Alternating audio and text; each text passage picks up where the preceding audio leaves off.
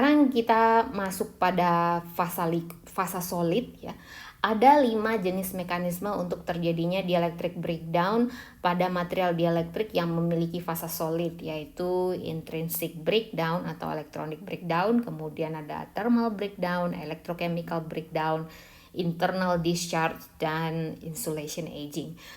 Jadi kita akan lihat satu persatu pada slide selanjutnya. Yang pertama, mari kita lihat intrinsik atau electronic breakdown, yang dimana breakdownnya karena penyebab intrinsik yang khusus pada material tersebut. Misalnya material dielektrik yang memiliki fase solid tersebut mengalami medan listrik yang di atas dielectric strength-nya, maka akan terjadi dielectric breakdown secara intrinsik atau elektronik. Bagaimana ini bisa terjadi? Caranya ada 2. Cara yang pertama adalah elektron avalanche. Sama ya, ini peristiwanya mirip dengan gas yang tadi, di mana ada elektron yang terakselerasi dan kemudian menabrak atom dan membebaskan elektron lainnya, dan demikian seterusnya. Bedanya di sini adalah kalau di gas yang ditabrak gas molekul, sedangkan pada material solid yang ditabrak adalah atom, tapi sama-sama melepaskan elektron dalam prosesnya. Kemudian makin banyak elektron yang terlepas. Elektron yang mengalami avalanche adalah elektron yang di conduction band. Jadi masih ingat, material dielektrik adalah material non-konduktor. Jadi dia punya band gap. Sebelum elektron mengalami avalanche di conduction band, elektron ini terlebih dahulu harus lompat dari pita valensi ke pita konduksi. Caranya bagaimana?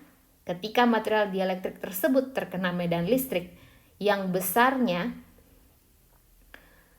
lebih besar daripada dielectric strength-nya, elektron ini akan mendapatkan energi sebesar muatan elektron dikali EBR ya, dikali panjang dia bisa pindah karena medan listrik tersebut.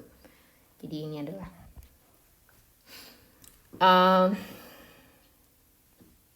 jika energi ini lebih besar dari band gap, maka elektron tersebut akan bisa pindah dari pita valensi ke pita konduksi. Setelah sampai di pita konduksi, elektron ini akan menabrak atom sehingga atom tersebut terionisasi dan melepas elektron. Melepas elektron yang akan juga menabrak atom yang lain, sehingga atom yang lain itu melepaskan elektron lagi. Dan terjadilah avalanche yang menyebabkan discharge pada material dielektrik tersebut. Mungkin di sini ada gambarnya ya.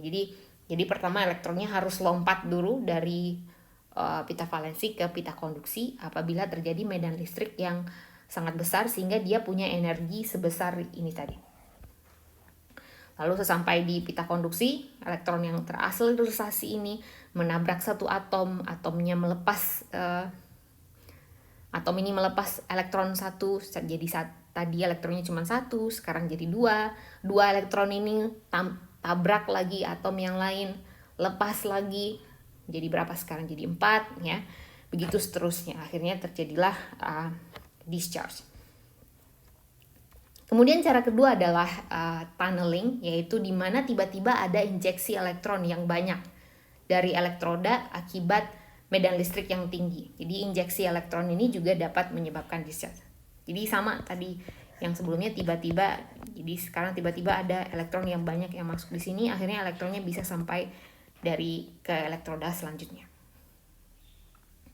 Jadi untuk lebih jelasnya ini digambarkan hal yang terjadi pada avalanche breakdown yang terjadi pada pita konduksi dari dielectric material. Yang dimulai dari tadi sudah kita bahas ya. Jadi awalnya cuma ada satu elektron, jadi banyak elektron bebas.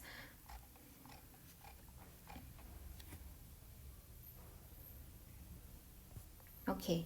Mekanisme kedua pada dielectric breakdown pada material solid adalah karena pengaruh thermal atau panas ya.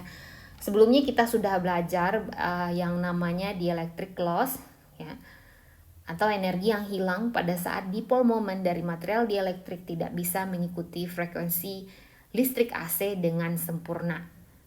Energi yang hilang ini akan dilepaskan oleh material dielektrik dalam bentuk panas. Jika panas ini tidak dilepaskan oleh material dielektrik tersebut, maka temperatur dari material dielektrik tersebut akan naik. Kalau temperatur naik, ya, konduktivitas dari material dielektrik yang merupakan non-konduktor akan naik juga. Terlebih lagi jika material dielektrik tersebut tidak homogen, akan ada spot-spot tertentu yang lebih panas dari yang lain sehingga tempat tersebut bisa meleleh atau erosi yang dapat berfungsi sebagai saluran konduksi antara kedua elektroda yang menyebabkan terjadinya breakdown.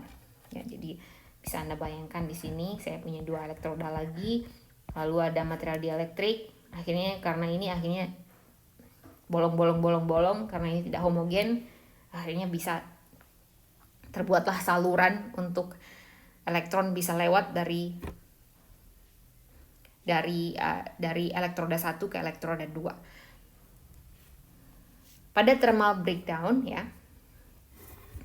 breakdown ada istilah thermal lag, yaitu waktu yang diperlukan untuk menaikkan temperatur dari dielektrik material. Jadi thermal breakdown ini butuh waktu untuk terjadi.